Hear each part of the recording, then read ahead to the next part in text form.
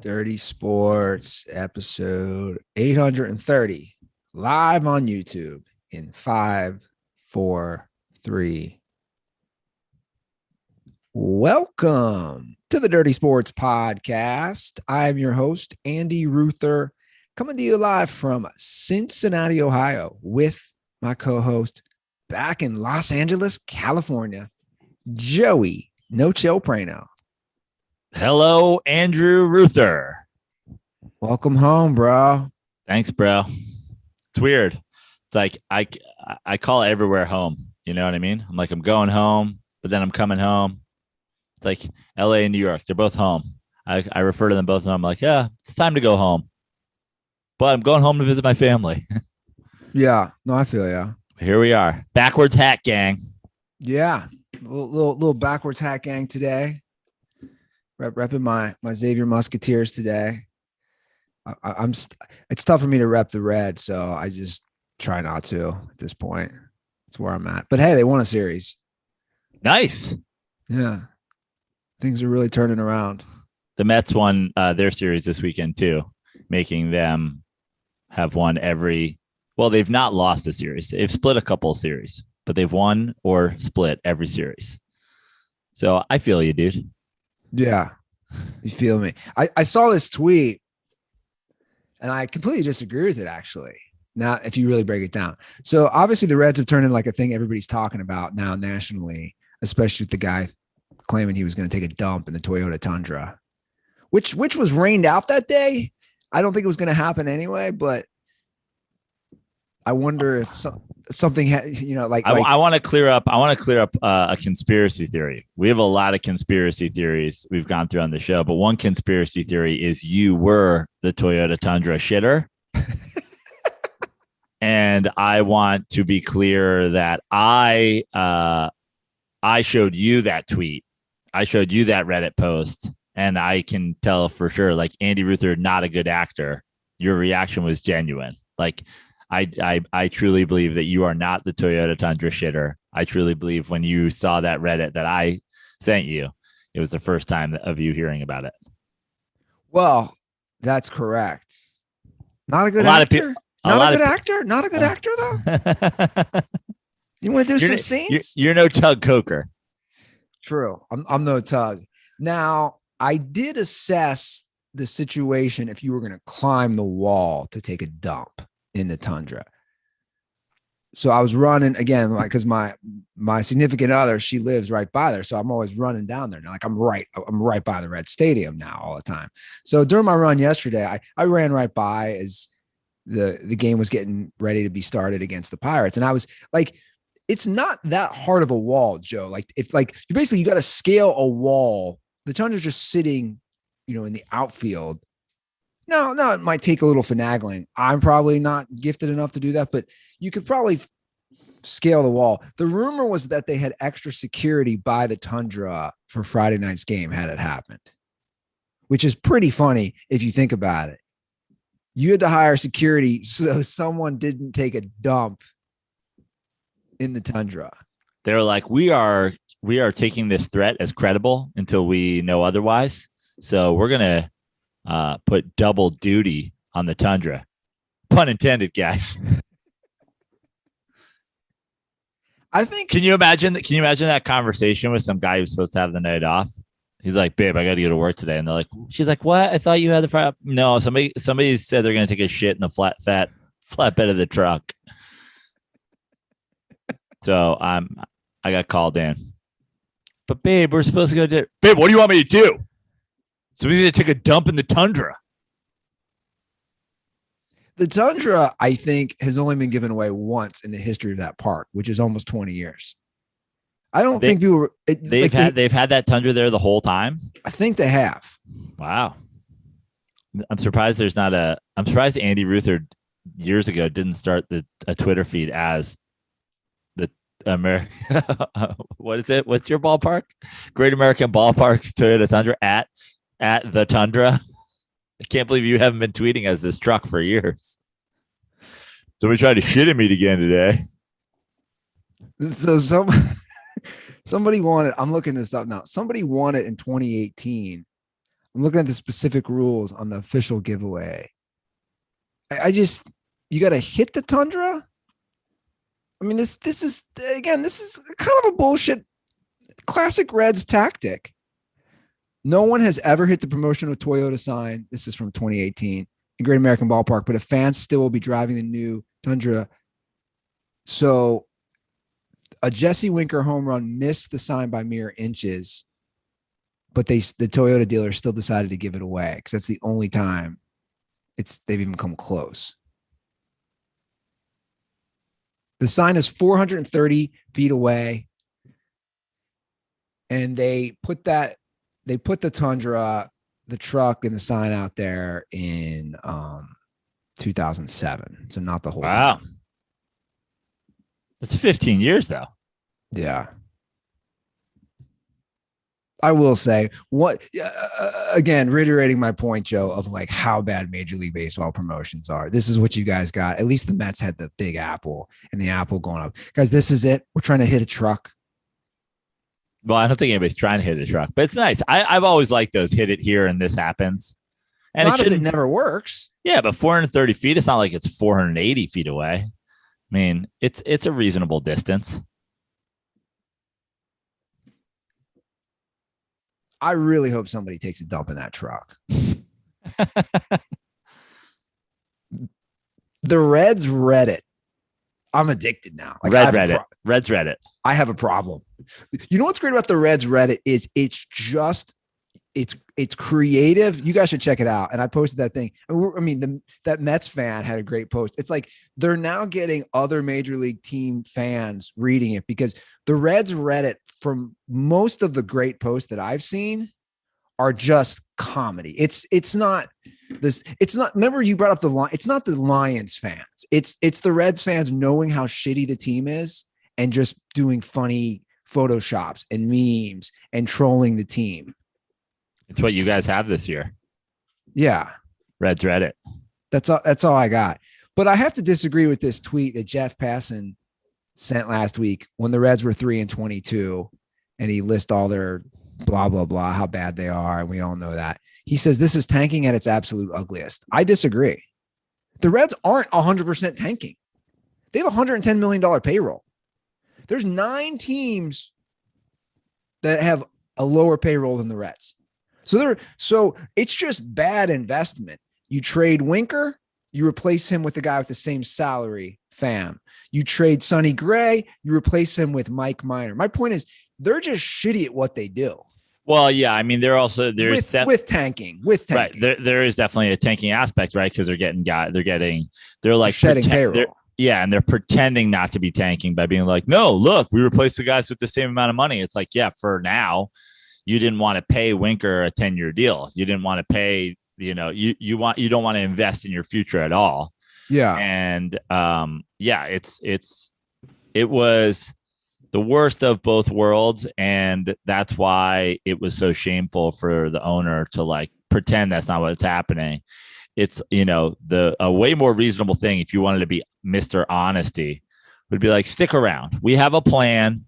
This is just the way it goes. We tried to compete. We spent all this money the last couple of years. It didn't work. We're going back to the drawing board. First things first, we got to shed. Then we'll figure out how to, rebuild instead of being like, where are you going to go? Yeah. Because apparently the answer are everywhere else because no one's going to Reds games. Yeah. I did see some people walking in yesterday and I was pretty annoyed, to be honest.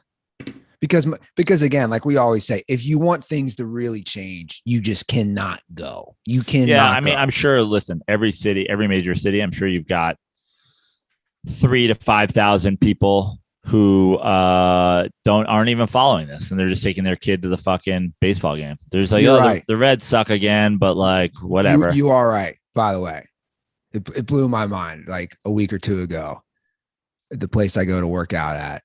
The game was on and I walked in, the big screen TV, there's like a bar up front when you enter the fitness facility. And the guy said, I said, oh, they're losing again. And he goes, yeah, I went last night, going again this weekend. And I looked at him, I go, you are? I said, even with what Castellini said, you're going? And he's like, what are you talking about? And I'm thinking, dude, you're like a guy in your mid-20s You have no clue what the COO, the owner's kid, said. Like, that guy should be shat on in the Toyota Tundra for being so clueless. Like, how do you have no clue? He's like, what are you talking about? What did Phil Castellini say? And I know you can just see the annoyance I have just walking away. It's just like, this guy's going to be on the road. Do we trust this guy? Get out of here, man. I did see something that was really interesting, and we can segue into the NBA with this because it involves fans and also the ticket prices. I think this is really cool. So The Athletic posts this ranking scale for NBA teams. It's called the Fan Cost Index. Okay. So they crunch the numbers and they base it on a family of 4, Joe, to attend a regular season game. And they list what a family of 4 would cost for each NBA team. And basically, they're including tickets, some drinks, some food, the average cost, which when I give you these numbers, at least me, I just say this, guys, this is so ridiculous. And I understand the big cities are going to be up top, but even the smaller cities, just the thought again of a family of 4, this is an expensive night out. Your Knicks are number 1. No surprise there. Take a guess what the average cost of a family of 4 to go to a Knicks game was this past season. $600. $936. Wow. That's what I'm saying. This is very high. It goes Knicks 936. Knicks are way above everyone else. Second would be Golden State 740. Lakers third at 711. Boston 596. Chicago 570. Houston 565. Clippers 519. Bucks make the top 10 as well. Obviously, they won a title, 478. Blah blah blah. The cheapest 3 teams to see in last place is Charlotte. It only costs $237 for a family of 4, which is reasonable, I think. The Grizzlies are second lowest at $258, and the T-Wolves at $298 are the third lowest. Where are the Mavs? Good question, because Mark Cuban does have a comment in that. The Mavs are 1, 2, 3, 4, 5, 6, 7, 8, 9. They're 10th at 477. And that comes with free hands on your family. Yeah. What exactly happened there? I don't know. I love this. It's the most NBA story ever because like only NBA, like NBA players have their own language. Like you watch any of these like NBA podcasts, you watch like the Steven Jackson and Matt Barnes thing, you watch whatever. There's all these like phrases, like, NBA Twitter, Black Twitter, all this stuff. It's like, but put hands on, like, why, how come we've had this whole dialogue over the last day about Chris Paul's family having hands put on them? Did they get smacked? Did they get touched? Did they get shoved? Sure. Did they get pushed? I mean, the whole NBA on TNT crew, you can't have your hands put on you. Can we stop just saying, let's talk about what actually happened? Yeah, that's what I was asking. What happened? I have no idea. Hands were put on people. So makes the whole thing suspect to me. Yeah, I don't really understand it either. Say somebody slapped your moms. Yeah. So you asked about the Mavs tickets. Mark Cuban is on record for this article saying the Mavs have 4,000 tickets priced under $29 for each regular season game, with prices starting at just $18. And he claims that's cheaper than going to the movies these days. The real index is relative to other entertainment options in the market. And he's also saying, wins and losses aren't relevant, which this would prove as far as wanting to go see a team.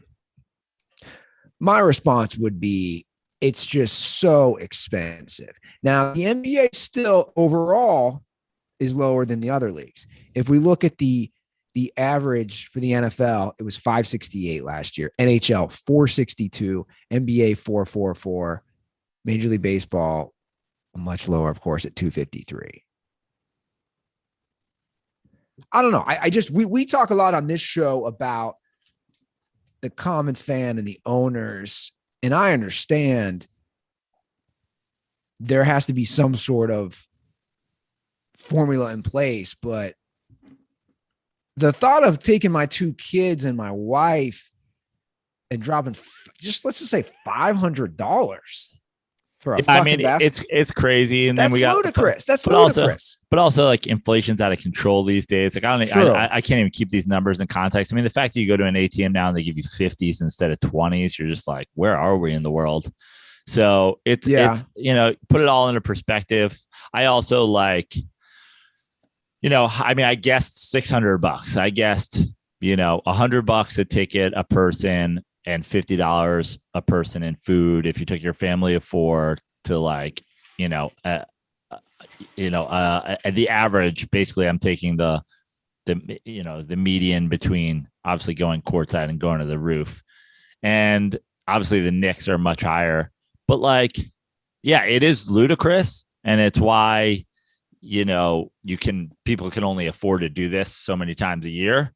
But at the same point, it's like, that's what people will pay. Yeah. It's wild. That's the difference between the NBA and, NFL. Like, obviously most NFL games are sold out, so that's the thing. It's like you got 17 regular season games. So you got 7 or 8 home games, or 8 or 9 home games, whatever it is. And that's different. And that's why baseball is obviously so much lower. It's like basketball. I'm not surprised that those are the prices, especially for the good teams in the big cities. But yeah, I mean, I always think just having a reasonable, and I'm glad Mark Cuban spoke on it, like having a reasonable option is nice. Yeah, for sure. But then at the same point, watching a basketball game from the roof is horrendous. Like, you gotta be home. I'm almost like, if I'm not in the first 20 rows or I'm not in the suite, I don't really want to be there. Yeah, exactly. You'd rather just be at home watching it. Football, you can watch from higher. Baseball, I've kind of become, I've become extremely snobbish about, but obviously it's way cheaper. I'm at this point in my life, though, I'm also like, and it's, it's specific to us and who we are, like doing dirty sports, being in comedy or whatever. Like, I basically at this point only do things if people are like, hey, you want this free? Or you want this free thing along with it? Or you want whatever? Yeah, it's like, for sure. If it weren't for like getting the hookup, I'm not even sure I could survive. Yeah. Paying for things sucks. Well, the Mavs have come back. All these teams are coming back. We got all these 2-2 series now. Chris Paul does his classic Chris Paul, where he's great, and then he just goes completely MIA. Yeah, that was a horrible Chris Paul performance. I mean, that was, I saw multiple memes about, Chris Paul and JFK and losing their heads in Dallas and shit like that. Like, Chris Paul, just like, I don't even know how that happens. And you got to say, like, of all the, we love to do like the legacy thing and the whatever. And I always say, in my opinion, you can never go backwards in your legacy. Like, if somebody wins 5 championships and then they lose, in the final 20 times after that, or 30 times, or they have a huge choke job, it's like, you still did it. But Chris Paul, when we talk about Chris Paul's legacy, because even during the first 2 games, I saw people out there like making Chris Paul, all-time kind of claims where he ranks all-time points. It's just like, his legacy is still a no championship legacy on teams that had, somewhat championship ability. Obviously got to the finals last year. You just got to be honest about Chris Paul. Like, he does this kind of regularly. All the time, man. That's what I'm saying. It's like, that's part of his legacy. And he is probably the best true point guard of this generation. But also, what what is true point guard anymore, and like how valuable are they? When you have a LeBron James, it's essentially a point guard. When you have a Draymond Green who brings the ball up more often than Steph Curry, who's people consider an all-time point guard, like it's the style of play that I prefer. Maybe not necessarily like a classic point guard, but a classic a guy on the team who that's his role: bring the ball up, facilitate. Chris Paul.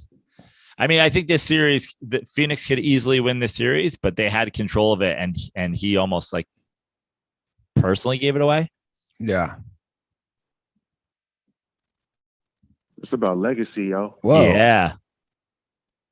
Hold on. I don't know if I caught that. Did someone pop in here and say something? It's about legacy, yo. That's still the most amazing story of all time. There's gonna be a dirty for dirty on that one.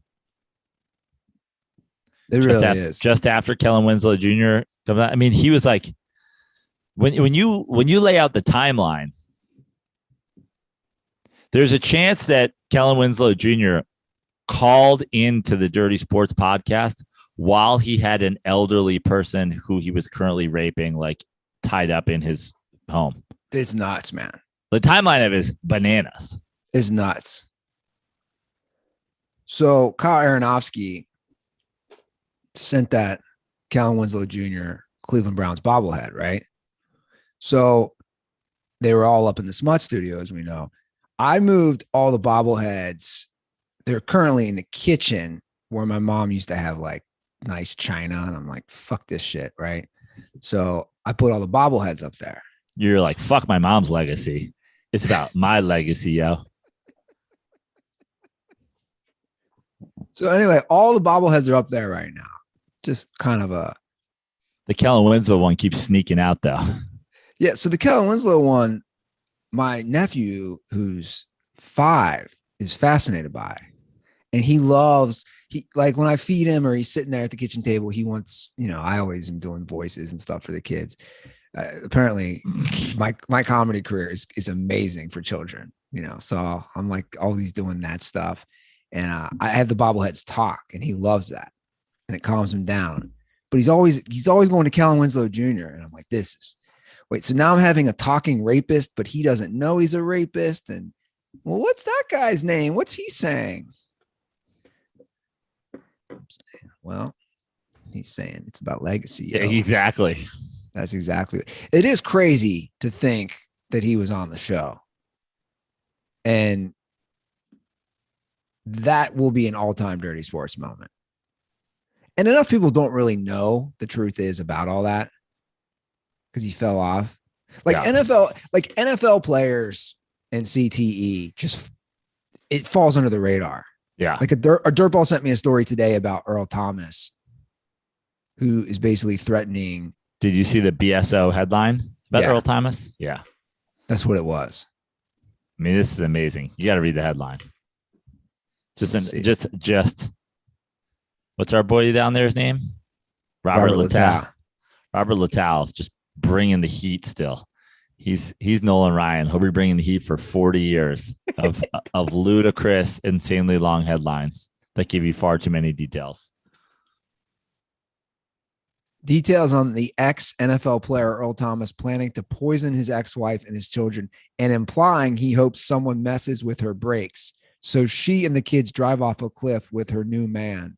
Thomas is currently on the run, parentheses, video police reports. That's the headline. That's the whole story. Yeah, that's what he tweeted out. That's his headline. I mean, it's pretty amazing. And that is the whole story. Oh, he's changed his bio. BSO is a unique take on sports and entertainment. Dude, it's like King James. It's LeBron. He writes in his bio on Twitter, tweets by the headline king, Robert Littell. AKA the chosen one. It is a wild story. I did look at it briefly. He was apparently sending texts like that, hoping that someone messes with her brakes and that she gets poisoned and that his kids get poisoned. This is what I'm saying, man. NFL players and CTE. It's just like nobody acknowledged. Like, that's craziness. That's crazy talk. He clearly has some mental issues. Nobody even talks about it. That's what blows my mind. Nobody gives a shit. He's talking about poisoning his own kids, cutting the brakes on his ex-wife and children. He wants them to fly off a cliff. And everyone's like, yeah, but like Sundays are really good, man. Yeah. like me too. I'm like, I don't know, man. I just love the NFL, dude. I don't know. Sorry that this is going on, but I don't know what to tell you, man. Maybe like I know. And also like we do it all the time. It's like we talk about like the quarterbacks and we talk about whatever. And like all these guys go under the radar. They're just like collecting CTE. I mean, what was the movie with all the old stars like Stallone and Schwarzenegger and all those guys? The Expendables. I mean, the perfect title. You know what I mean? It's like the Legion of Boom is essentially the Expendables. All of them are now just like running around Earth with CTE, like, you know, in engaged in like violent Twitter battles and Instagram battles with their kids and their baby mamas and whatever. Meanwhile, Russell Wilson's like, me and Ciara just bought a $25 million mansion. And everybody's like, he's the best. He's the GOAT. What would we have done without Russell Wilson? I mean, it is wild. You're right. How many of the Legion of Richard Sherman and Earl Thomas, very similar behavior. Yeah. Hard-hitting DBs. They're going crazy. Yeah. And Russ is just like, hey, I got a GQ photo shoot. Yeah. I wouldn't be surprised if the Expendables. And everybody's like, where was the Seattle Seahawks before we had Russell? And it's like, how's it been after the Expendables left? He better watch it, Russ. Yeah. Yeah. They might, all these guys they might team up together. Yeah. That's a movie right there. Yeah. All the guys with CTE team up and go steal money from the quarterback that stole all their glory. Yeah. And I was more implying they might murder him, end his life. Yeah. Yeah. Or they take Ciara hostage. We know one thing. His offensive line won't protect him. God damn it. Imagine if Russ had an offensive line. I'm picturing Russ calling that. Like, now I'm really picturing a movie. He's Liam Neeson. He's like, they're like, they got Ciara tied up. And he's like, who is this? It's Mr. Unlimited. Yeah. I know where you are. I have a very unlimited set of skills. Yeah. I don't know, man. It's nuts. I don't even know how we got on this topic. Because of the BSO headline. Yeah. Let's get back to the NBA real quick. I think a lot of these series now are really up in the air. Hot take Ruther here with another hot take. but here's the thing. I mean, if Ja Morant's not playing in the Memphis series, it's not up in the air. What? Dude, although can we talk about that injury? I just don't get it. It looked like his knee extended before he was barely tapped by Jordan Poole. And they kept, I don't know if you watched any of the TNT crew last night. They really broke it down after the Mavs game. And that's what they were saying too. And I agree. They go, it looked like his knee on the play, it extends out and then Poole hits it. But I don't know. I mean, they're acting like he did this wild, dirty play. I don't see it. Yeah, I mean, it definitely wasn't a wild, dirty play. But, I think the issue with the Warriors, and I like Steve Kerr as a person, but it's like I'm getting a little annoyed with Steve Kerr. Anytime anybody touches any Warrior, Steve Kerr wants the death penalty for them. And yet the Warriors, like historically under Steve Kerr with Draymond, whatever, like they're guys that are fucking with people, and then he's doing this whole big thing on the Gary Payton Jr. thing. And this guy's going out of his way to hurt us and blah, blah, blah, blah, blah. And this is against the code. And there's a code in basketball. And then they asked him about that last night. He's like, there's nothing to talk about. It's like whether or not any time, like whether or not something leads to injury shouldn't be determined as to whether or not it was like in bad character, you know? Yeah. So like, I don't know, just Steve Kerr, like just have a little bit of consistency. You have the dirtiest player in basketball on your team who has the longest resume of being dirty. Maybe if other teams are dirty against you, you just shut the fuck up and you just own it when you guys do it. Well, that series, like you said, you want to say it's over. They were 20-5. I know it's different. I know. Season. I know. They were 20-5 without Ja Morant. Yeah, but you play a lot of different teams in the regular season. They're down 2-1 against a Warriors team that's, veteran heavy and well coached ish. I would say that series is over if Ja Morant can't play, especially if he can't play multiple games. Is it over if he can't play the next game? Could I see them winning that game? I could. Do I? No. And then, being down 3-1, even if he comes back. But if somehow they were to survive and then he were to come back, sure, we'd have ourselves a series. But if he's not playing, I think their days in the playoffs are numbered. What about the Suns? I mean, they do 2-2. Obviously, you're going back to Phoenix now, and they've been significantly better there. But I'm again the number one thing with this, and it's why I like them to make a deep run is, Luka is not a great defender, and Luka and that team, played fairly well in Luka's absence. But as far as, offensive players go in the NBA, like he does more for his team than just about anybody. And I just think if you look at his playoff numbers so far, career playoff numbers, they're pretty bananas. So you get a guy like that, and, it's 2-2. The closest it can be after the next game is 3-2. And then you're looking at the potential of a game 7, anything is possible situation. Like I think that series is obviously at 2-2 far from over, but I think, the Suns have to, like, if the Suns don't win at home, geez, but it looked over at 2-0. It looked like the Mavs had no answer. Yeah. And now here we are all the way back. Maybe they need to get that girl. Remember that girl who? What about the nut girl? Oh yeah. I wonder what she's up to these days. Remember, former Mormon or maybe current Mormon. Remember I said Mormon girls are freaky? Yeah. Hey. Case in point right there.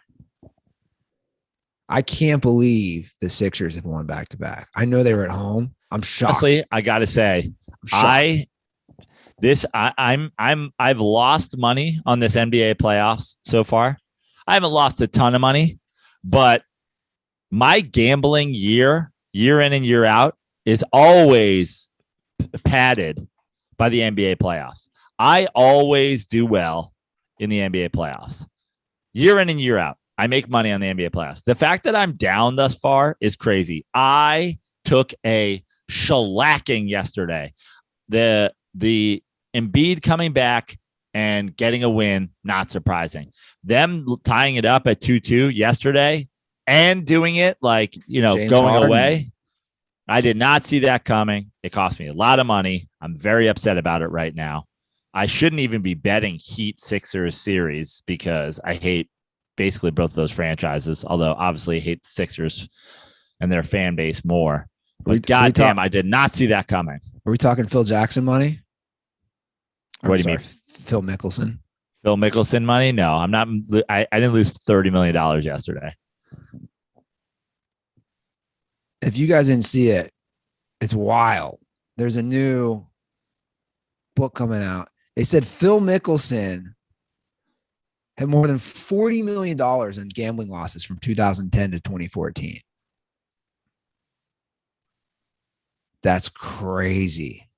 The new book is by Alan Shipnuck, by the way, who used to be the golf guy at Sports Illustrated, now with my good friend Matt Gianella's Fire Pit Collective crew. Correct. So support. If you're a golf fan, you want to read the Phil book, go get that. Also, just follow the Fire Pit Collective on all the things.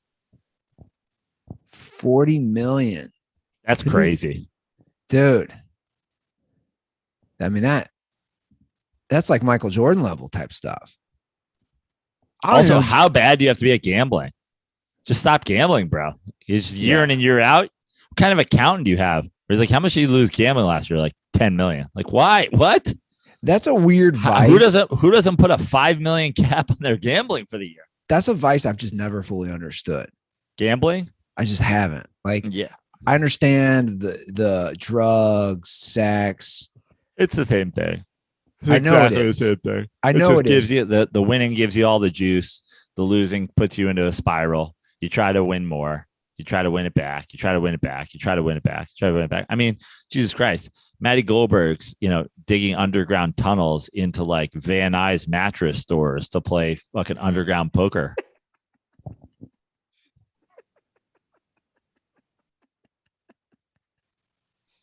The thought of Goldberg with one of those children's shovels that you get at the beach. And the headlamp.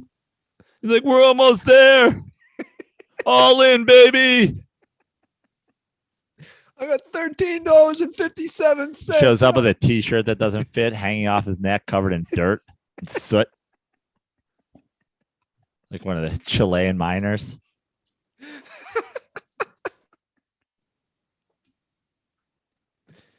What is this? A well? Yeah, you're gonna jump in and we're gonna lower you down in the bucket. Was this Goonies? You'll be in an underground poker room. Oh, unbelievable. It's our time. It's our time down here. Yeah. I still think the Heat win that series. Wow. Yeah, I mean, I do too, but I don't know, dude. I mean, it's crazy because Embiid didn't even play that well yesterday. And his presence alone has changed the game. And then also, I mean, I'm sure you saw Kenny talking about it. The real difference is Harden going and getting his shot early.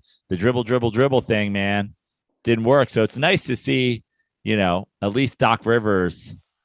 I don't know. Do you think somebody called Doc Rivers and told him that? It's certainly not a Doc Rivers adjustment, right? Well, and there is my reason also why they don't win that series. They still have Doc Rivers. Yeah. That Bucks game. Another killer, dude. I had the Bucks and I was like, oh, the Bucks. I think I was like, I think the Bucks win this game. But then I was like, what? Why am I going to bet minus 130 on the Bucks to win when if they win, they'll obviously win by 2 or more. So I go minus 110 on the money on the spread. Push. Even when I don't lose, I lose. Push. This NBA playoffs. Again, it's not even that I've lost a ton of money on the NBA playoffs, but like it is not good when my whole gambling year is based around making money in the NBA playoffs. And now I'm down like slightly. Just makes me so angry. It was kind of a funky year in the NBA regardless. Yeah. I hate it. I like the years where I know exactly what every team's going to do in the playoffs. You would have been better for that game if it had gone into overtime. No shit. I was begging for it. Yeah. I was watching it at Hanano. Oh, yeah. The old stomping grounds. Yeah. Shooting some pool, drinking some Miller Lights. How's that place holding up? Oh, same old, same old. They still got those turkey burgers? I didn't have the turkey burger, but I'm assuming they did. Those used to be $5.99 with inflation. They're now $46. Yeah, exactly. Still cash only? Yeah, it is still cash only. Smart. Yeah. People get bombed in that place. Oh, yeah. I have to ask, I might as well just ask on air. Nobody's going to get this, but what is in place of CNO right now? Anything? I didn't notice, but I don't think anything. Somebody needs to buy it and reopen it. Isn't there another C&O? Isn't there one like further up Washington or something? Yeah, Yeah, I think that one's still open. it is. I've done my homework from Cincinnati. That was my go-to Italian spot, man. I know, it's amazing. It was like fine. No, it was great. It was great. It was great value, that's for sure. But the atmosphere, and they sing "That's Amore" and the garlic knots, and just the great service. That was my spot, man. It was essentially Venice Beach's Olive Garden, but much better. Yeah, but much better. It's funny you say that. My mom has this thing of gift cards. You know how you had the thing you collect baseball cards and what just call them folders? Like, what do we call those things? Yeah. My mom had, this is how she was. She had a binder. She had a binder full of women. She has a little binder of gift cards because she obviously over the years would just get so many gift cards because we're idiot boys or her husband, right? My dad, they don't know what to give for gifts. So I found this binder last year. It has so many gift cards, but I also thought of you. I'm like, this is classic, like Joe Prano jokes. It's it has the norm of like a Target and a Bed Bath & Beyond, but there's so many like Applebee's, Chili's, Cracker Barrels, Charlie's, Charlie's. And I'm just like, and I put it in my car because I thought, well, what the hell? These are good. Why pay for food sometimes? But it's like your classic Midwest. And I've added a bunch of my own to it. But it would be like a Midwest. It's like going, by the way, it's like getting in your friend's car in high school and going through the binder of CDs. Yeah. I could just see Cutter getting in your car, flipping through the binder of gift cards. Where are we going to go? I don't know. We did Buffalo Wild Wings last time. Should we do a Chili's? They still do ribs. Let's go to Chili's. You're right. I'm not sure about Chili's. I know Buffalo Wild Wings is in there. The other day I was by Panera and I was like, is there a Panera? Yep. Flipping through. Oh, there's a Panera. I'm going to go to breakfast. Alphabetical. Sandwich. Let me go to the P section. Is there Panera? Yeah. It's fucking crazy. Look at this Soup Plantation. I don't think there's a Soup Plantation around here. It's mostly in the South. There was one in LA. Yeah. Right? Didn't you used to have a joke about Soup Plantation? No, but I mean, I'm sure a lot of people do. I don't think I've ever eaten at a Soup Plantation. I think I've eaten one. And I love soup. We all know how I feel. Yeah. I'm just not getting the Soup Plantation joke. I'm just now getting it. That one took me a good 30 seconds to settle in. I see what you did there. Okay. I'm going to ask you, and you just tell me who wins the series. Yeah. Milwaukee. Bucks. Okay. So say Bucks Celtics. All right. I'm not sure if you did it, but Heat, Sixers. Heat. But I think it could go either way. But yeah, I'm going to go Heat. Mavs, Suns. So tough.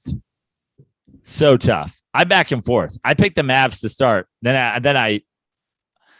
I deemed them dead after 2 games. I'm going Mavs. Okay. I'm going Suns. But we seem to agree, minus that one. And Golden State Warriors. Golden State for sure. That Golden State, remember, was my pick to make the finals. And I'm sticking to it.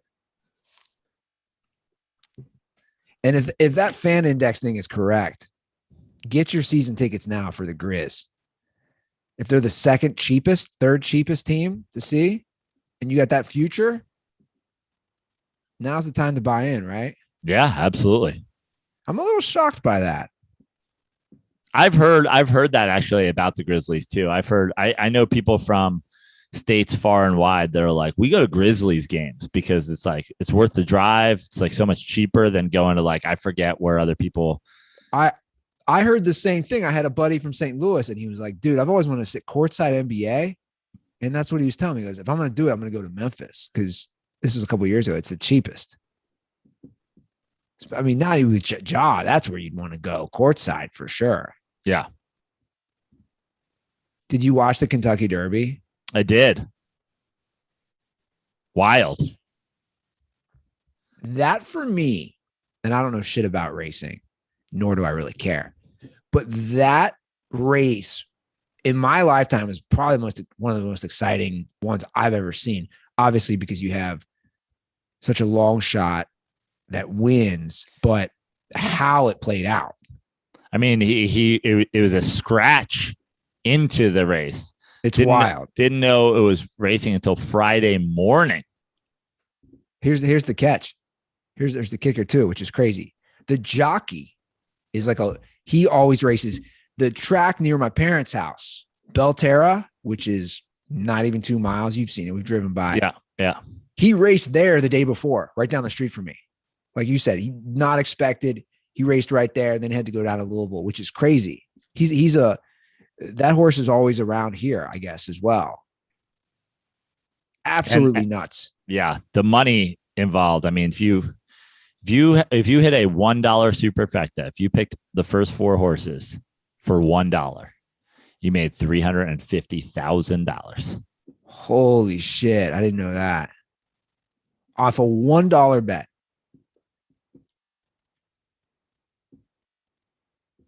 Those interviews were amazing, by the way. Yeah. And how about that horse? What was that horse on? That's what I want to know. After the race, it's like chewing on fucking people. It's chewing on other horses. My brother and I were watching. We were like, did this horse get into the 1986 Mets cabinet of greenies? Like, that's exactly, especially with the Bob Baffert whole situation that happened last year. I was like, what? He couldn't relax. Yeah. I mean, what was going on there? The horse was fucking raging, dude. Dude, it was turned. He was like, you put me in a truck yesterday morning. I got here. I don't sleep. You shot me up with meth. I win this race, and now you're trying to have somebody talk to me? He's like, fuck your horse, dude. That's a horse was just chewing on people. Just chewing on faces. And I don't think NBC knew bath salts. They didn't know what to do because it's like you can't cut the camera angle away. I think they should have because they had the other guy from the other horse punching the guy. There's a guy in a red thing who's punching the horse that just won the Kentucky Derby winner in the face. What was going on there? Can you imagine the Golden State Warriors win the NBA championship and Draymond just starts chewing on somebody? And, the fucking guy presenting the trophies just punching him in the face. What the fuck was happening there? I'm glad. I was thinking that. I was like, am I the only one thinking this is ridiculous? No, it was insane. My brother and I were losing our minds. This horse looked like it just smoked a bunch of crack. Yeah. Going, but they couldn't. You think, oh, they're going to get it under control, but it just wouldn't stop. No, it wouldn't stop. Listen, I enjoy going to horse races. I love the Kentucky Derby. I love the Triple Crown. I like gambling on it. I like attending it. I like whatever. Also, it should definitely be banned. It should not be a sport anymore. What are we doing? Just shooting horses up with drugs so they bite the shit out of each other after. And then, God forbid, any of them get hurt. I mean, like the NBA equivalent is Ja Morant's like, my knees hurt. And they're like, cool, we're going to put a shotgun in your mouth. Yeah, it's crazy. And I feel like it's just with, again, anything in social media and the coverage, it's just more and more crazy now, the Derby. Yeah. I wonder, because I don't know the history, I'd have to look it up, but it feels like they've just added so many more stands and nice suites at Churchill Downs, and it just the fanfare. It's just such a celebrity thing now. Yeah. Well, it's a perfect day, first Saturday in May, spring's out, going down there in their big hats. Dude, people in Kentucky. Oh my God. I love Kentucky. It's one of my favorite states, honestly. Which is so funny because I hate Ohio so much. It is funny. That's weird. But just being down there where I was parking 30 minutes, again, right there across the river, right before the race. It was bananas in Covington, Kentucky, right there. People were turned. And everybody, and so many people are just dressed, they dress like that just to go to the bar to watch it. Like people in Kentucky, which is funny, again, being so close, people in Ohio don't care. And then just 5 minutes away, this is such a big deal for everybody.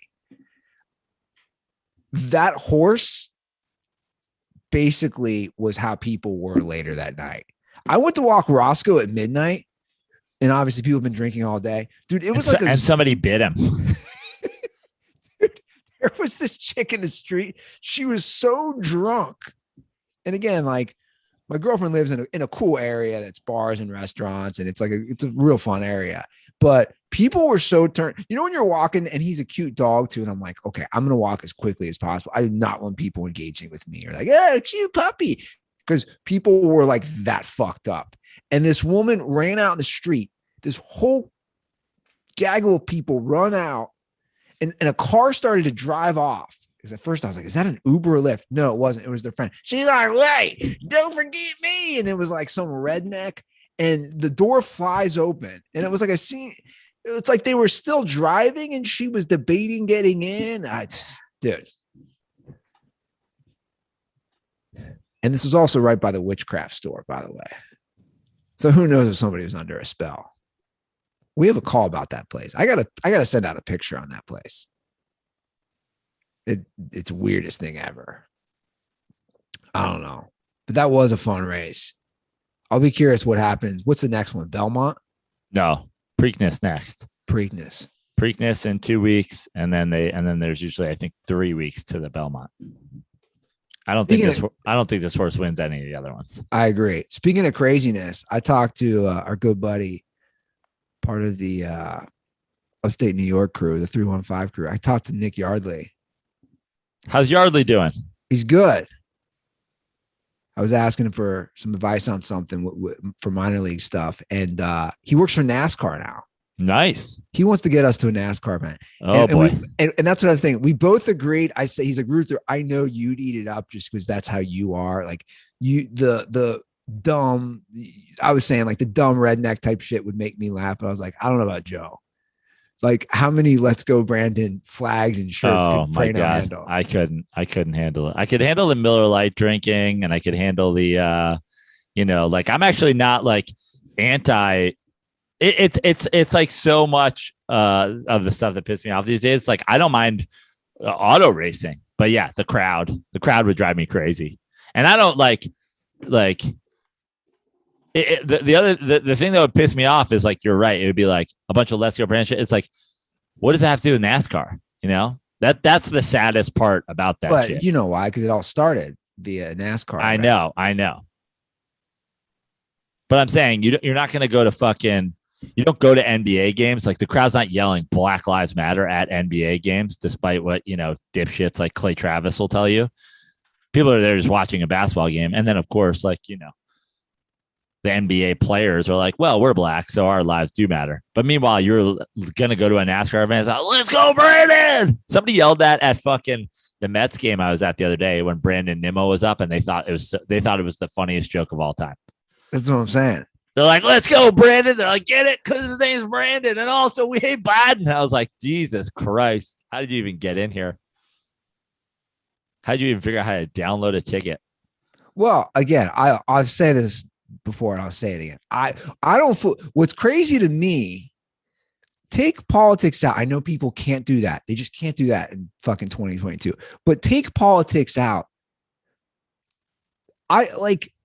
It's an old guy that has serious health problems and you hate him. Like, that's just weird to me. You know what I'm saying? Like, who are we talking about? Joe Biden? Yeah. Like this guy has serious problems. Does right? he? I don't even know. What's wrong with him? Besides being old and having a speech impediment. And he's got so many elements of, like, I think early dementia and all that, or whatever it is. But my point is, like, the hatred, it still blows my mind. Like, people like hate him. And I'm like, he's not doing anything, right? Yeah. Well, and they hate him because he got more votes than the other old guy with dementia. Exactly. In their 70s. Real quick, though, back to But he didn't get more votes because those people were all dead. He was in Darlington Raceway in South Carolina. Can you imagine that? Who was? Yardley. That's where he was at. Is that where he works now, or he just travels with NASCAR? He was helping out on an event there for the Darlington Raceway. But he lives in Virginia now. Virginia. Yeah. And we actually have a call from his 315 crew as well today, which we'll get to. Real quick before I forget, do you think Jokic deserved the MVP? I do. I mean, first of all, it's a regular season award, and I don't know. I mean, the MVP has lost its meaning, as we've said before, Yeah.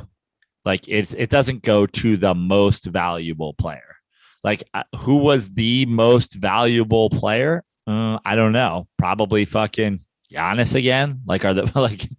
Giannis's team is the defending NBA champs, and they're looking like they have the best chance of repeating again. And they were nothing before him, and they will be nothing after him. So he's probably the league's most valuable player at this point. But in terms of you've got to do a guy who has that effect on their team.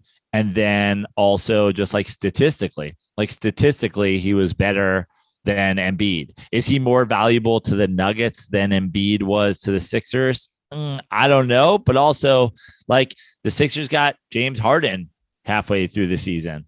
Now, how were they in this playoffs without Embiid and with James Harden? But again, it's just it's in the current state of the NBA MVP, which I don't even refer to it as most valuable player anymore. And I've said that on the show many times. It's the MVP. It's a specific award. Yes, I think he deserved it. So only 5 centers have had multiple MVPs: Kareem, Bill Russell, Wilt Chamberlain, Moses Malone, and now Jokic. That's a pretty elite company for him to be in. It's crazy. There's this tweet. I have never seen this picture. This is wild. A picture of Jokic younger. Have you seen this? I don't know. Maybe. I'm gonna send this to you right now, where he's younger and he's got man boobs. Okay. It's pretty funny. You gotta look at this picture. From where he is. Oh, yeah, of course. I mean, that's the famous one. That's the famous Jokic picture. Yeah. I haven't seen it for some reason. Yeah, that one's great. What's this Dave Chappelle theory you have, man? I've been itching to know. Oh, well, I mean, so here's the thing. You had your Will Smith, Chris Rock theory, right? But the problem with that is what's the end game there? As we saw, it was an immediate backlash against Will Smith. Obviously, Chris Rock, hard for Chris Rock to set that up. Also, Chris Rock doesn't need that.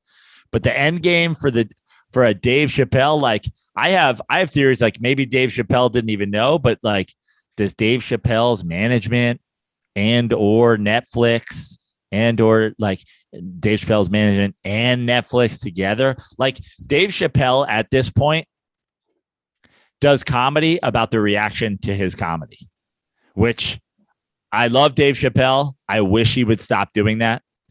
I think he's too smart and too funny and has too many good takes not to just put out art, let people react to that art how they want to, put out more art and continue. I think that's great. He certainly did in his last special, and I agree. I don't like when he does that. Yeah, I mean, we're now kind of 2 specials deep into yeah. I forget the one before that. The one before it, he mentions it, and then this one, it was the whole fucking thing. You know what I mean? But he had stuff in between where he mentioned it, and it's to me, I just think he is one of the greatest comics of all time, and I think I hate to say it, but I think he's better than that. And I know that who am I to judge Dave Chappelle, but I judge everybody. So I don't care. I'm I feel fine judging somebody in comedy. I think Dave Chappelle is better than that. Put it out there, let people react however they want and move on. I mean, imagine if U2 had put out an album all about how pissed off people were that they gave away that free U2 album. You'd be like, well, this is the dumbest fucking thing of all time. So at this point, the idea of having some sort of, the people involved, I mean, Netflix is giving him $20 million a special at this point. My whole theory is like it would be beneficial to both sides, to the person that got their ass kicked and to Dave Chappelle / Netflix / whatever. If somebody offered you $1 million cash, Andy, to run on stage, tackle Dave Chappelle, and get your ass kicked, you would take it, wouldn't you? That's a lot of money. Cash. $1 million. A $1 million payment, tax-free payment, to tackle Dave Chappelle. So why are they paying him is the question. Because now look at this. Who's going to watch the next Dave Chappelle Netflix special? Fucking everybody. Netflix is a joke fest that was happening in LA last week. There's like a million shows. The feedback on the shows were like hit and miss. Like, it's at the Hollywood Bowl. You got all these people there. I mean, you talk about conspiracy theories. Like, basically, here's the thing, Andy. Your theory on the Oscars makes a 20 million% more sense in this situation. Well, let me ask you this then. The same way as I always said, like, Richard Reed, who is the shoe bomber, those companies on body scanners now and TSA and all the fucking, the military industrial complex has made hundreds of billions of dollars. Sure. Okay. So if you had told Richard Reed, the shoe bomber, hey, you got to do 20 years in Guantanamo, but like you're going to get your family generational wealth. We're going to give you $50 million. Everybody wins. Well, I guess if I wanted to play devil's advocate and counter about everyone watching, everyone already like Dave Chappelle has already become this figure, and there were already protests from Netflix workers because of his jokes targeting the trans community. My argument would be he's already that guy where, again, it's funny because it's been politicized where now he's embraced by, let's say, more right-wing people or more free speech people and hated on people on the polar opposite far left. You see what I'm saying? Like, yeah. I feel he already gets those numbers without this. Right. But this just makes it that much bigger. I actually think Dave Chappelle is like a good guy and like cares about people. And he also triggers people on purpose and whatever. But that's why I think, a conspiracy theory that his management team or Netflix or some combination of the two does this without even telling him. What really happened to him? He got tackled. Yeah. I mean, I always say, how does this happen? Like, how does this happen? Isn't that the question though? So like the guy gets in with apparently like a knife gun. This guy has front row tickets. That's again, I did ask that. I said, how does all this happen? You're at the Hollywood Bowl. His brother's like, he's mentally ill. He's like borderline homeless. And he has front row seats. Did you see Jamie Foxx doing Dave Chappelle? Yeah, it's great. Dude, I gotta play this. It's so amazing. Jamie Foxx is so talented at doing impressions. Again, what'd you say? Bam, man, they ran up on stage. I was incensed. Thank you for Jamie Foxx. If you're ever in trouble, Jamie Foxx will show up with a sheriff hat. And all the other comedians just stood there. They're waiting on me to die. So they can take over. I'll see you, Chris Rock. It'll never happen. Dude, that's wild. Like, just hearing that audio, it sounds exactly like Dave Chappelle. Yeah. And then Dave said something about like hating LA after, which I didn't see that. Yeah. Safe to say from now on, his performances will only take place in Dayton. Well, he's been running into some problems. He's trying to create that comedy club in Yellow Springs down here in my neck of the woods. They've run into some problems with that. But they did just get the okay. He's going to do more outside shows. They got the okay for I forget how many shows that they're going to run. But it's so expensive, man. I think the comedy club would be definitely more within my price range. Not that I couldn't go to the outside show, but it's tough for me to pay like hundreds of dollars for a stand-up show. Yeah. And you might go and see him do like 14 minutes of like spoken word on George Floyd. No, you're right. So, I don't know. And I'm actually surprised that he said that. What did he say about LA? Because he's out there all the fucking time. I know. And then he took over what's amazing. Like, I love Chappelle. I just feel like it's like the whole thing has gotten to this point where it's like sort of out of control. Then like 2 nights later, he took over like the belly room. He threw out some like urban show and took over the belly room. I was like, bro, you could do this wherever you want. Like, why didn't you just do it at Staples? Why didn't you just do a drop in at Staples? Why didn't you do the fucking Forum? You're like kicking people out of the belly room so that you can go talk about fucking being assaulted at the Hollywood Bowl 2 nights. Why don't you just run it back at the Hollywood Bowl? Like, that's the thing is like Dave Chappelle's like sort of the whole thing around him right now. It's so big and so sort of out of control. And this is like this rolling machine that like, that's where my conspiracy theory is like, okay. Interesting. Well, it's all taking a life on its own for sure. Like I always tell people, I've been following him since his first special, which was 2000, Killing Him Softly. 2000. That's 22 years ago. I've been like #1 Dave Chappelle stan since 2000. And you're right. He's become a thing because people, the amount of dirtballs of what I just said, they have no clue what I'm talking about. Where he's wearing the big old boots. Yeah. Probably Timberlands, most people they have no clue what Chappelle special I'm talking about. 22 years ago when I don't even know how old. He's probably 20 years old. We're now at the point where he does specials wearing his own merch. Yeah, that's always wild to me. The jumpsuit. Go skydiving.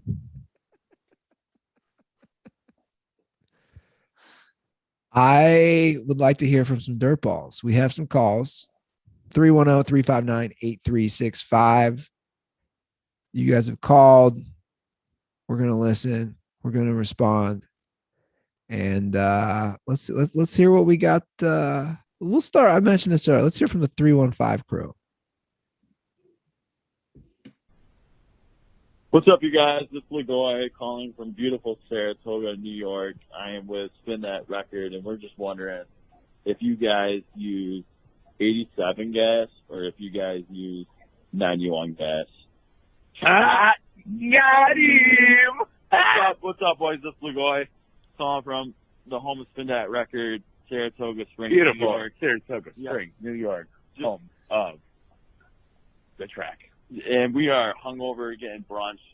Just wondering. Is this 2 different calls? What's if you guys have some epic hangover stories? What's some of the worst hangovers you ever had? What's some of the worst drives you ever had to make? Being super hungover, and that's about it. All right, boys. Love the podcast. Keep it going. And stay dirty, boys. Thank you for everything. It's like a great yin and yang. It's like a peace pipe. They're passing the phone around. Yeah. By the way, that's actually a really good question. And he hits it on the head with the drives because it got me thinking, like my worst hangover drives. My worst hangovers all time have definitely been drives or cross-country flights. Oh, yeah, no way. I mean, I've been so hungover that if I had to do those, I wouldn't have even been able to do it. Off the top of my head, I know the very worst day I was hungover.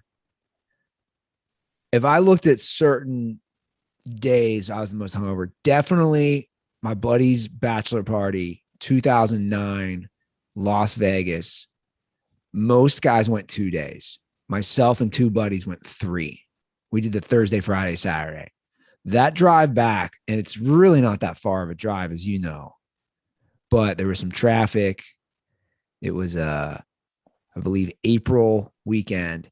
I was so hungover, like it was 3 days of just nonstop.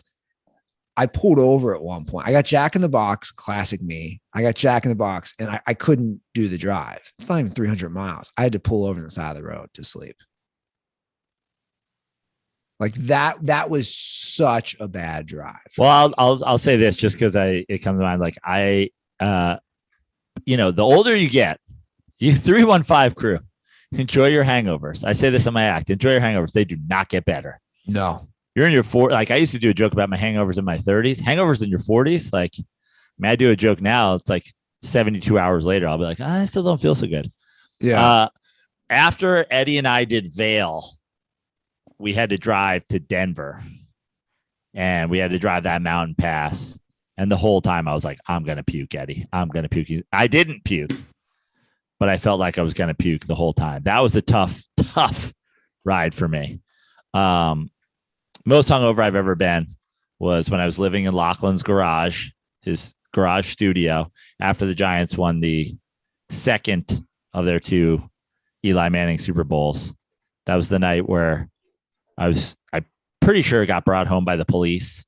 I got up the next day and was so hungover that I felt like I needed a shower.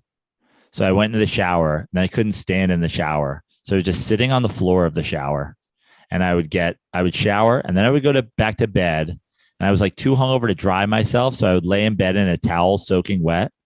And then I would get up and I would do the whole process again. I would like get in the shower, not be able to stand, lay down in the shower, get up, get back into bed. I did it like 5 times that day. But see, what is interesting on this, you're still drunk. Like, are we talking drunk or hungover or just both? Just like both. The worst ones are where you're like kind of drunk still and it starts to set in later. I've said that story. The worst for me was that cross-country flight I did from Virginia to LA through Atlanta after I did one of those frat boy shows. The one where I was so fucked up still that I like fainted, and they had to give me an oxygen mask and sugar. Yeah. like that one for me was the worst, because Atlanta to LA, I don't know, 4.5 hour flight. That's the worst when you're stuck midair and all I wanted was fresh air. All I wanted was to be outside. And knowing I had about 3 more hours on a flight. Mine have always been that, like the hangover flight. And I don't even think I could do that. I think I'd cancel my flight if I was that hungover. Well, I used to always do it. And I used to be so reckless, and there's nothing worse than going 35,000 feet in the air. I have another one, which I remember. This brought me back. And Cutter, I'm going to bring this up. I'm going to Chattanooga, Cutter, this week. I'm going to bring this up because I still don't fully understand it. He had tickets. The girl he was dating at the time had tickets for Reds Braves day game. It was like 2 rows behind the Braves dugout. This is when Griffey's playing. I drink all night at this house party. And I'm talking till like 7, 8 a.m. Like I was that guy who was still drinking when people were waking up to make breakfast, and they're like, dude, get it under control. I was throwing Coronas unopened into the pool and then diving to grab them, and then popping up and then ripping off the top. Like I was out of control. Anyway, 12:35 Reds day game. He's like, we're going. I got tickets. I don't know if it was his girlfriend's mom. Somebody gave him, was like, we're going. I'm like, dude, I drank till 8 a.m. I can't go. I get home. He came into my parents' house. They were gone. I'm laying in bed. He was like shaking me. We're going to the Reds Braves game. And then I had to work later that night at the restaurant we were working at. So I needed the sleep. And to this day, I don't fully understand, dude. And I'm going to question you. Now it's all coming out. Why did I have to go to the game? And not only was it a Reds Braves day game, it was like a midsummer, humid, baking in the sun. Yeah. I had 2 hours sleep, and then I had to go to work after that. No, horrible. What kind of friend? You know another one of my all-time hangovers was? Remember the time we got roofied at the townhouse? Oh my God. I woke up that next day and Mikey's was in town with his family, and we took his kid to like the remember Danny's across from the townhouse? Yeah, of course. I ordered a BLT. I couldn't even eat it. And then I just went and they found me like asleep on the beach, like one of the homeless people, just like no blanket, no towel, no nothing. Just me asleep in the sand with like my hat over my eyes. My brother was like, and my nephew was like 3 at the time or something like that. He's like, is Uncle Joe sick? He's like, yeah, he's sick. All right. Yeah, but we were drugged. Yeah, we were drugged. That's a little different. We were drugged so they could charge us. That was bad. I told you, I think I was roofied there twice. Yeah. A lot of people think they've been roofied there. That's messed up. If you come to LA, don't go to the townhouse and don't go to the Abbey. The 2 places known for drugging people for different reasons. The crazy part is I kept going back there. Because I learned my lesson eventually. Just never use a credit card at the townhouse. Because they like to drug you and then overcharge you. Because my friend Sarah and I were drugged in like 2009. And then I want to say that was like 2013. All of us wake up feeling awful. Yeah, that was terrible. Okay, we have a couple social media related calls. I'm going to start with this one. Joe, Andy, it's Nick from Iowa. I just tagged Joe in a post of Tom Brady's admitting that it was a fumble on the tuck rule game. And for me, I used to hate Tom Brady when I was younger, but social media has changed my mind on him. I appreciate that he's real and honest about things. And my question for you guys, is there any athletes that you used to hate that you now like because of social media, or vice versa? Any athletes you used to really respect that you no longer respect because of social media? All right, stay dirty, boys. It's an interesting question. I'm trying to think. For the record, that Brady post he's more just having fun. Yeah. I don't think he's really admitting. I think he is really admitting, but I think, I think that's just Tom Brady at this point is like, that's the portion of the career he's in. And I think that's what makes Tom Brady likable, way more likable now, but so unlikable before a little bit. And that's what does is like, he's embraced this now. He's like, oh, it all, like before he was so like conscious of his legacy and like, oh, we're, it's us against the world and blah, blah, blah. And now everybody's like, you're the GOAT, you're the GOAT, you're the GOAT. So now he's like, well, and then if I'm the GOAT, like now I can make fun of myself. Social media has made me like Tom Brady more for sure. Media in general, post media career, like Peyton Manning has become like one of my favorite athletes ever now. And like during his career, you kind of like, media and social media has made me dislike Drew Brees on the quarterback thing.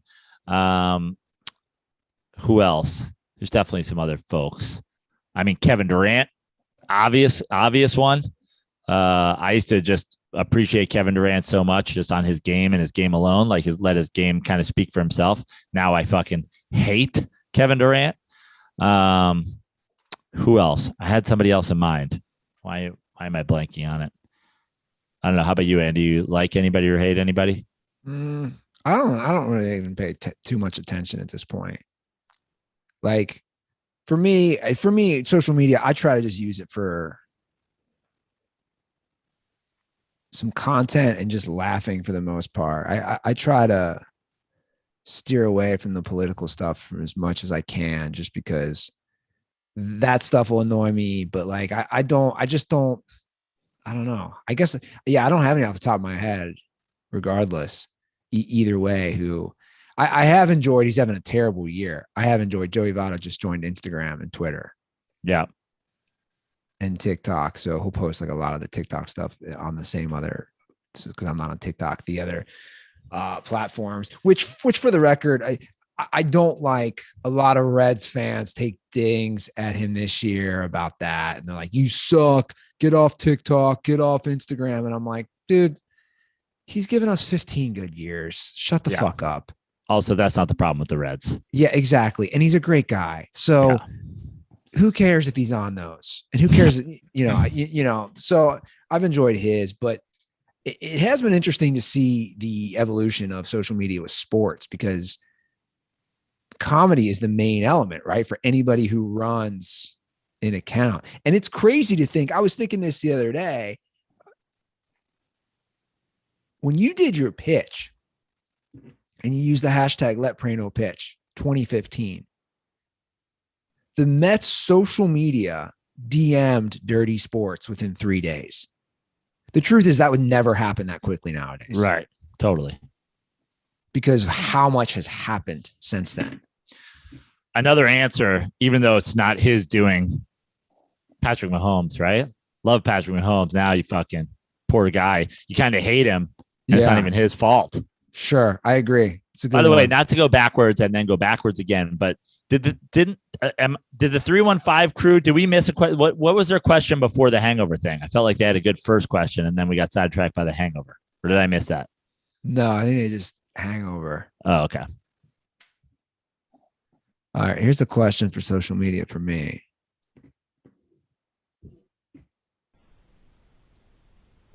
Hey, John, Salt Lake City here. This was referenced in a recent podcast, and not saying that any of you... Wait, did I put the wrong one? What is this? What is this call? ...to in particular would know the answer to this, but why was things white people like blocked on Twitter? Was a account that I always particularly enjoyed, and hoping that it also comes back. But I never understood why it went away. So I was wondering if either of you just happened to have some insight by chance. Stay there. Well, yeah, I was one of the founders of Things White People Like, which was suspended permanently. I started that with some people in 2013. Now, we don't fully understand it. It sucks. It was a very large account with a large following. I appealed, but this is one of the problems that I have with Twitter nowadays. And hopefully, if he's saying what he is going to do, this would be a new Elon Musk type thing where, dude, you suspended an account called Things White People Like, where we just tweet videos and pictures and things white people like. So this would be an account, hopefully, that we could get back. But I think that's what he again, he's claiming he wants to do, but I never believe stuff until it happens. He's claiming he wants to do what? Not suspend people as quickly, and there'd be more timeouts and permanent suspensions. I thought I had read also that he was going to make it so like every single account had to be verifiable by like an ID. That's interesting. Yeah. So there would be like essentially no accounts that weren't tied to somebody like directly. I don't know if I read that. I've been following it pretty closely since the Wall Street Journal just runs article after article about it, and I've just been reading. So who knows? I think Twitter's dead. Twitter's dead, and Elon Musk isn't going to save it. I disagree. Okay, you're not on it ever. Well, true. But I think now, look, if you look at the numbers, here's what's interesting. Honestly, this is if I was leading with one argument on Twitter's dead, Andy Ruther, king of Twitter, does not use Twitter anymore. Well, I do. I'm just not on it like I used to. I'm not on it like I used to. What's crazy is Twitter's an American thing. It's only the 17th most used social media app in the world.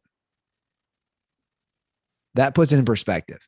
Twitter has about 300 million users. Instagram, Facebook, TikTok, all over 1 billion. Like, that's really what puts it in perspective. But at the end of the day, where do we get our stuff? The late breaking sports news, political news in general. It's Twitter, right? Something trends Twitter. I don't think it's dead. I just think there's going to be some changes that hopefully make it better. The edit button, I don't agree with. There's a lot of things. I don't know. We'll see. We'll see what happens. But I would love to get that account back. Okay, we'll end with a witchcraft question.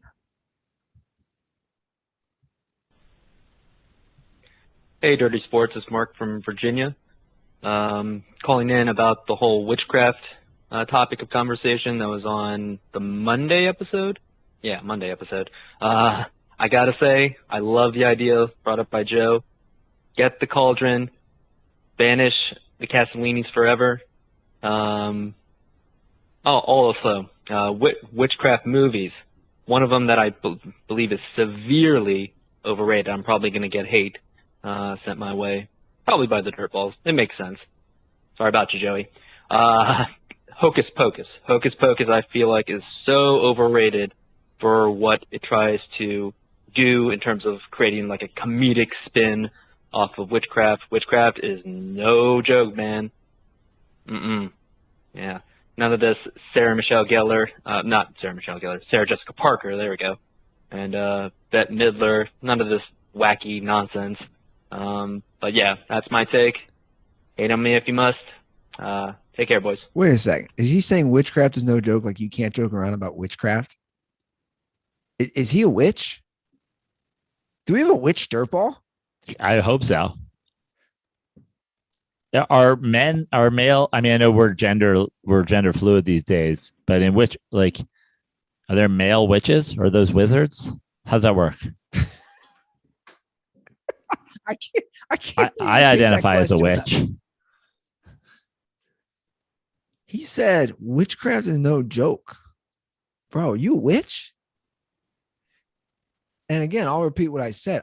They've already been cursed. Is WandaVision about witchcraft? They've already been cursed. Right? Yeah. What's a curse I'm putting on a team that might have one of the worst records of all time? Yeah, that's what I was saying. You need to uncurse the team. You need a hocus pocus to get them out of this curse. I've never seen Hocus Pocus, for the record. It's pretty good. Is it? Yeah. I mean, as far as, how about the Witches of Eastwick with Jack Nicholson? Oh, yeah. I'm throwing that in as an underrated, unmentioned witch movie. Yeah. Now that's a fun Jack Nicholson. Come on. Dude, he's done, isn't he? Like, he just doesn't act. I mean, he's pretty old. I know. But I think he's done. Good. Should. Right off into the sunset, Jack. Yeah. One of the all-time greats. How excited are you for the new Top Gun, by the way, Andy? The commercials aren't doing anything for me. Really? I'm fully ready to go. I'm fully erect for the new Top Gun. I mean, I'll be honest. I'm more excited to cut my grass today. I don't know how they're related, but I think you should. This is where I'm at. I feel the need to weed. I got to do that too, man. You know, they say April showers bring those May flowers. Those things are sprouting up everywhere. 310-359-8365. That is our hotline. Give us a call. Social, The Dirty Sports, or Andy Ruther. What? On Twitter. Everybody say hi to Andy on Twitter. Yeah. Slide into my DMs. We're bringing it back, baby. Andy and Elon bringing Twitter back to its old form. I'm telling you, man. Don't not, dude. How many great things do you still see? Like, put on Twitter on the NBA games or fucking NFL games. Like, come on, man. It's still popping. I'm the one that's still on there. I just think I think I'm selling all my Twitter stock. Not that I own any, but I'm selling it all. You will when it goes private. Have to. Yeah. I am at Joe Prano on all social media except for Twitter, where I'm at Fix Your Life. Follow me there. Got some great shows coming up. I'll be in Southern California for a while. I've got a show this Saturday that I'm running with some great comics at the Minimal Golf Club in Redondo, a former and hopefully one day returning sponsor. They're responsible for our great golf bags. They have a shop in Redondo, and I'm putting on a comedy show there, and it's going to be fantastic. So that's this Saturday, emceed by the greatest master of ceremonies in the greater Redondo area, Mr. Chris Wilde. So he'll be there. And then just go to joeprano.com for all my other shows. Lots and lots and lots of shows coming up. Westside Comedy Theater this Friday. Lots of new material. So come out and see a show. Word. And I got a couple cameo requests this weekend. And so if you want, just a reminder, I am still on Cameo. Lots of people, lots of dirtballs sending me cameo requests for their friends or family that are dirtballs graduating from high school, graduating from college. I got a Mother's Day one. So if you guys want to send me a message or have me send you a message, I am on Cameo. Check me out there. Nice. Noise. Do you even get the noise? Yeah, I don't think do you get the noise? No. Do you know what noise is from? No. It's a Key and Peele sketch. It's a great sketch, dude. Great show. Okay, that's the show. Much love. Oh, real quick, if anybody's still listening, I'm going to be in Tennessee this week. I'm going to Tennessee. I'm going to hopefully have internet, but the Brokeback Mountain pad that I'm staying at with a couple buddies gave me 3 different logins saying it can be shady. So hopefully we can still do this. Joe and I are going to try to make it work. If not, it might be audio only. Just giving you guys a heads up. All right. Wrapping up today's show. Thanks to everyone. We'll see you guys in a few days. And as always, stay dirty. All righty. Let's do it. Just keep me in the loop on what's happening with Thursday. If you want to move later or whatever, just let me know. The truth is, I get there tomorrow. I'll just do a test run on the internet. Do a test run. Yeah. So just keep me in the loop and let me know what the deal is. Okay, perfect.